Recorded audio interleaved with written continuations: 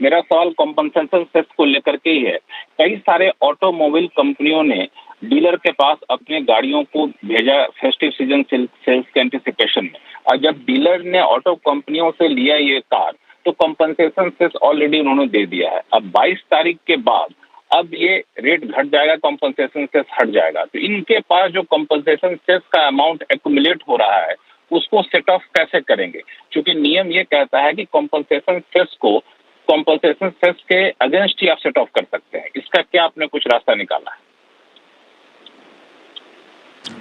देखिए, जैसे इसमें जो कार्स हैं जिसपे कि जीएसटी प्लस कॉम्पनसेशन सेस लगकर उसकी जो मैन्युफैक्चरिंग यूनिट से क्लियरेंस हुई थी और अब वो कार डीलर के पास में है, तो डीलर उस पर अपना जीएसटी का आईटीसी ले लेगा और कॉम्पनसेशन सेस का उसने आईटीसी ले लिया।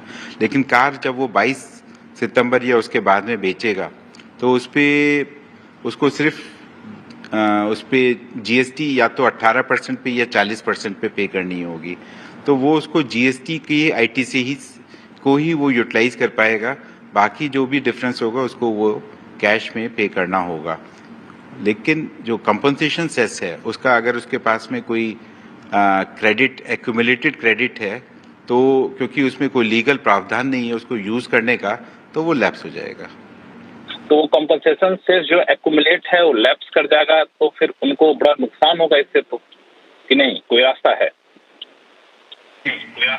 देखिए, उसमें नुकसान तो ये कहना मेरे ख्याल से सही नहीं होगा, क्योंकि जब भी गुड्स पे रेट रिस्ट्रक्चरिंग होती है तो ट्रांजिशन पीरियड में कुछ ऐसी स्थितियां आती हैं कि कोई अगर पहले से लेवी थी वो लेवी अब नहीं रही, क्योंकि कंपनसेशन सेस की लेवी नहीं रहेगी, तो उस पर पहले जो आईटीसी होता है वो लैप्स कर जाता है। तो ये स्थितियां तो पास में भी आई थी और इसी तरह से उनको हैंडल किया गया था।